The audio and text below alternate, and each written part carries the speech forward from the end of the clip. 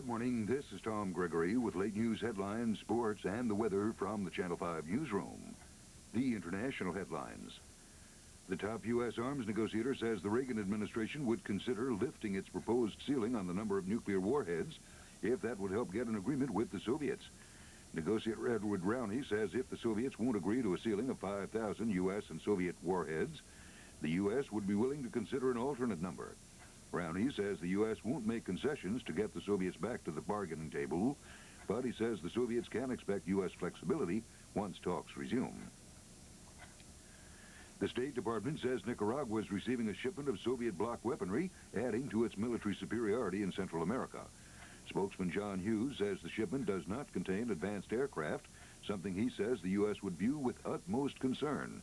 There had been news reports Wednesday that high-performance aircraft might be included in the shipment. Officials in El Salvador say mechanical failure is getting the blame for the helicopter crash that killed 4 of the Salvadoran Army's top military commanders. The private secretary to El Salvador's president says the main motor shaft of the helicopter snapped at an altitude of 1,000 feet, causing the blades to fly off and the chopper to plunge to earth. A Senate report being released today says lack of a security barrier was responsible for the success of the terrorist bombing at the U.S. Embassy Annex in Beirut, according to published accounts. Secretary of State George Shultz said the U.S. must be willing to use military force to combat terrorism, even though it could mean the loss of the lives of innocent people. Shultz said in New York Thursday night that fighting terrorism won't be clean or pleasant, but the U.S. has no choice. The secretary made no mention of administration support for alleged terrorist activities by anti-government guerrillas in Nicaragua. Defense Secretary Weinberger says the world will be vastly more dangerous if the Soviets come up with a system for destroying nuclear weapons before the U.S. does. Weinberger says the Soviets have been trying to come up with such a system since 1967. A former Grenadian diplomat who denounced the U.S. invasion of her Caribbean island has been arrested in Washington. Decima Williams was arrested after making a speech on the first anniversary of the invasion. The Immigration Service says Williams has been charged with being in the U.S. illegally. A spokesman says her diplomatic passport had expired. Nationally, these stories. Even the most optimistic Democrats give Walter Mondale only a long-shot chance for an upset victory over President Reagan. And many party activists are worrying about the impact of a Reagan landslide on other Democratic candidates. And while Mondale battles to turn the tide in the last 10 days of campaigning, many Democrats are talking about the party's future during another 4 years of Republican control of the White House. Al LaPierre, executive director of the Alabama Democratic Party, said of Mondale's prospects, "It's frightening. We've got to do some serious reassessing after November."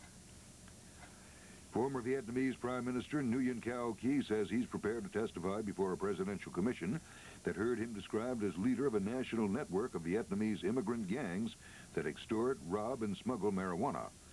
A hooded, unidentified witness said he was told Ky headed an ostensibly anti-communist organization that raised money through various crimes around the United States. The witness, testifying under oath, said he was an assistant boss in one of the organization's gangs and had been told by his own superior that Ky led the operation.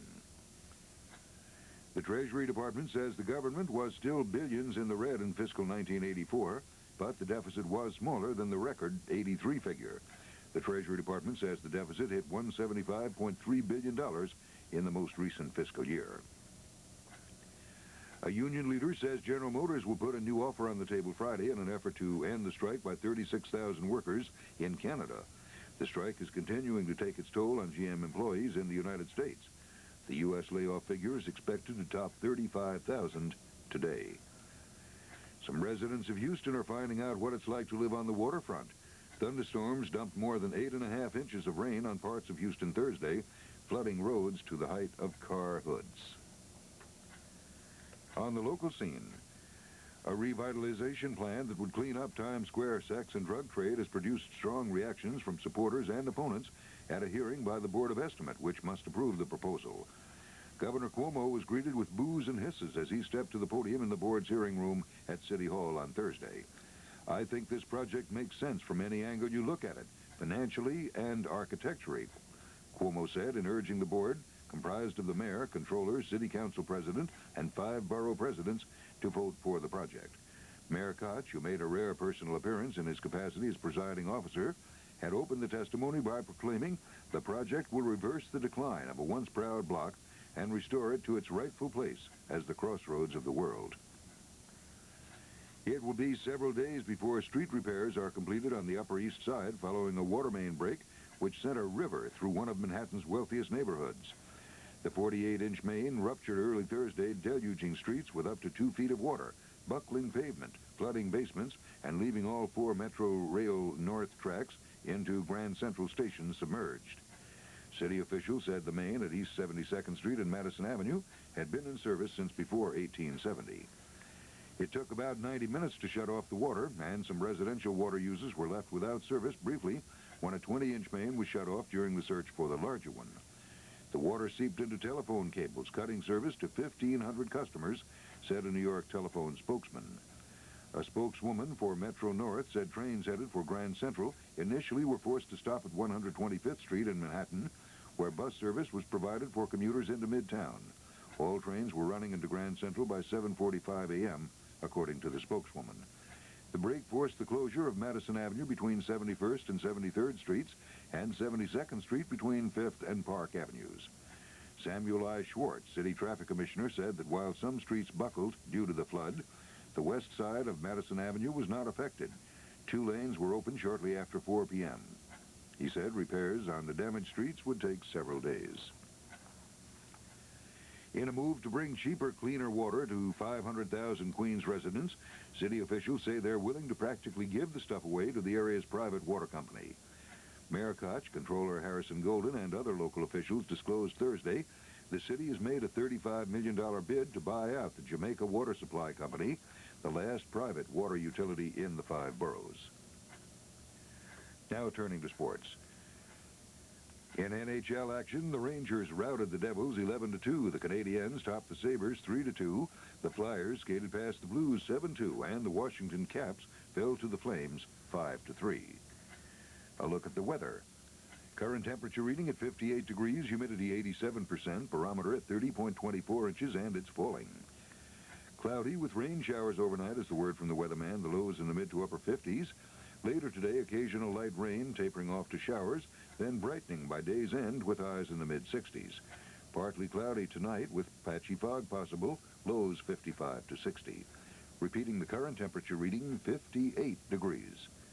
And there you have the late news headlines, sports, and weather from the Channel 5 newsroom. Good morning, Tom Gregory reporting. When the world should all be sleeping and the melody comes creeping, it's no cabaret at the milkman's matinee. Ah, my dear, the night is young and the music out of this world. This is Marty Wilson inviting you to tune in to America's original all-night music show, The Milkman's Matinee, only on WNEW.